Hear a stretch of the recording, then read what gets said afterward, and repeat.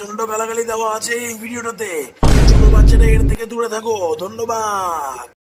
A doctor, এতদিন কোথায় ছিলি? নে বাড়া, অল্প টুক মাল খাবি নাকি? না না ভাই বাড়া, আমি মদ খাই না বাড়া, দিস না আমাকে। খা খা, অল্প খা, কিচ্ছু হবে না, আমি আছি তো।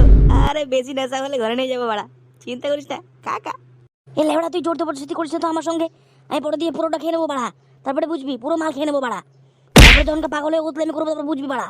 বাড়া লেওড়া, বালের নাকামা দেখাচ্ছে, কানকে ছেড়ে খা চুপচাপ। বাড়া তুই বুঝিস না কেন? অল্প পরে পুরো আমাদের প্ল্যানিং আছে, গুদ মারামারির প্ল্যানিং। বাড়া পুরো ধাক ধাক ধাক ধাক হবে বাড়া, বিছানা না ফাটিয়ে দেবো বাড়া। তুই বুঝিস না কেন? মুখের গন্ধ পেয়ে গেলে আর মুখে চুমা দিতে দেবে না। কানকি ছেলে পুরা ফাটাও না বাড়া রাত্রেবেলা। হ্যাঁ, আমি তো বলি রাত্রেবেলা 12টার সময় করে কে চিল্লায়? কানকি ছেলে ডক্টর।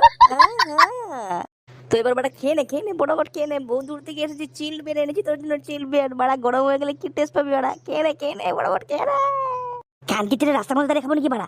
রাস্তার মধ্যে দাঁড়িয়ে খাবো বিক্রির মতন? বাড়া তোদের বাড়ির গ্যাস রুমটার মধ্যে চল, সেখানে গিয়ে খাই। কানকি ছেলে রাস্তার মধ্যে দাঁড়িয়ে খাবো না আমি।